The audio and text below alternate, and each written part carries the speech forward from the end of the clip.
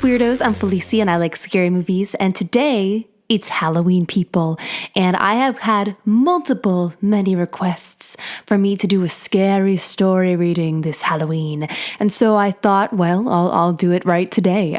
So here I am, and today we're going to be reading a story out of a book, and I don't know anything about the laws that are probably telling me I shouldn't read someone else's writing on camera, but I'm just not going to monetize this video and pray for the best. Okay.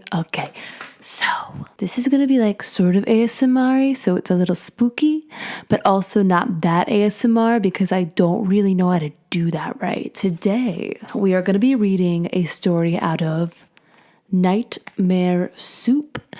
This is a scary story collection that was sent to me by a subscriber, Jason. So thank you so much for sending this to me. He has sent me a lot of scary stories and they're all very, very good. This particular series, it was, written by Jake Tree, illustrated by Andy Siaxko. So this definitely has some scary stories to tell in the dark vibes, but not the same people, just to be clear. But the front cover on this is like freaking scary. I don't know why that is so scary to me. Okay, I've chosen a story out of here, and it's called Pretty Pumpkins. This is what it looks like. Is that a good sound? Is that a good sound for this?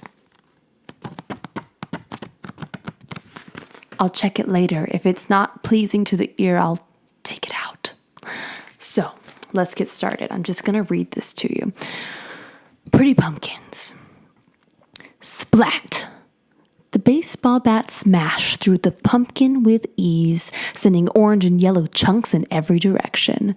That's a home run, Steve smiled in satisfaction. It was just before midnight on Halloween. The streets were silent and the trick-or-treaters had long gone home. But not Steve and his friends. They still had a few tricks to play. Every year they would meet up and cause havoc around the neighborhood, destroying mailboxes, egging houses, and tossing toilet paper all through the trees. But their favorite activity by far was to smash pumpkins.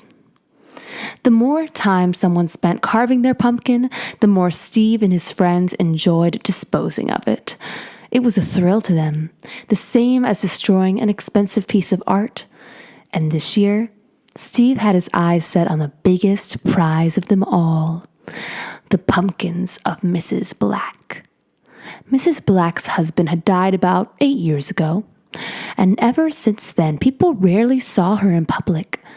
In fact, many had forgotten what she looked like. This, of course, led to a myriad of neighborhood rumors and urban legends.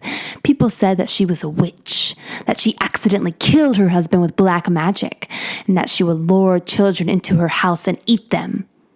But these were just all stories. The way her house looked was enough to keep most people away.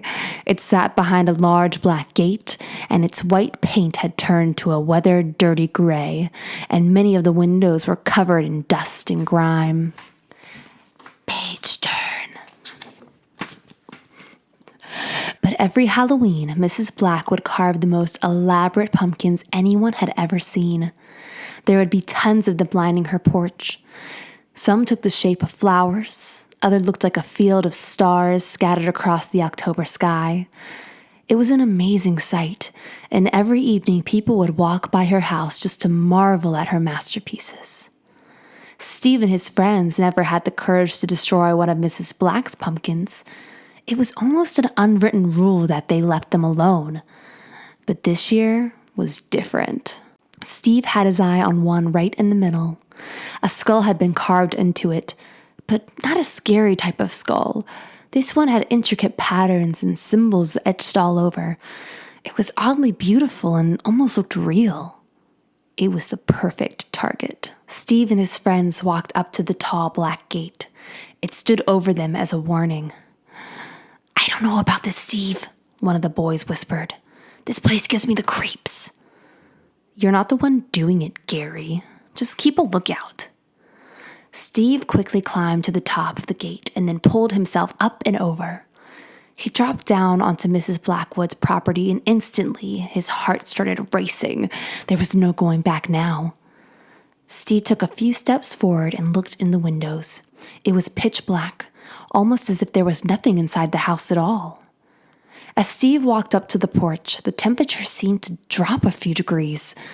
There was no moonlight this Halloween, but the flicker of the candles inside the pumpkins cast a strange orange glow over the area. Steve looked on in amazement. There had to be about 50 of them, and each of them was a work of absolute perfection. His eyes then locked onto the one he came for. He crept onto the porch and carefully lifted it. He gazed into its warm, luminous eyes, and with a quick breath, he blew the candle out. The smoke drifted from the pumpkin's mouth almost as if its spirit had been extinguished. Steve smiled. His mission was almost complete. But as he walked back towards the gate, he paused. An odd sensation tingled on the back of his neck. His stomach knotted and goosebumps erupted on his skin. Someone was watching him, and he could feel it, but when he turned around, all he saw in the windows was darkness. Steve climbed to the top of the fence and carefully handed the pumpkin down to the others. "I've got something special for this one," he said with a grin. Once Steve got over the fence, the 4 boys ran back to the center of the neighborhood, where Steve pulled a glossy red object out from his pocket. "Is that an M80?" Gary asked. Steve smirked. "This is an M1000. It's way more powerful, almost like dynamite. I took it from my dad's garage." Steve sat the skull pumpkin on the ground. "Okay, guys, you ready?" The 3 other boys looked around apprehensively. Steve pulled his lighter out and put the flame to the fuse. It started to burn and hiss. He quickly placed the M1000 into the mouth of the pumpkin and sprinted away. "Run!" The boys scattered as fast as they could. About 10 seconds later, a thunderous crack echoed down the block. Chunks of orange and yellow rained down in every direction. Knowing they probably woke up the entire neighborhood, the boys just kept running until they had each got home. Halloween was officially over. The next day, Gary heard a knock at the door. He walked downstairs and peeked through the window. It was the sheriff. Gary's stomach dropped. Someone must have seen him last night. What were his parents going to say? How much trouble was he going to be in? Gary slowly opened the door. "Hey, Gary, sorry to bother you, but were you hanging out with Steve last night? I know you two run around together." He hesitated. No, I haven't seen him. I stayed home last night, not really into the whole trick-or-treating thing anymore." The sheriff surprisingly didn't question Gary's lie. "Okay, well, if you hear from him, let me know. His parents are worried sick. He didn't come home last night." "He didn't?" "You kids are always running off somewhere. I'm sure he'll pop up."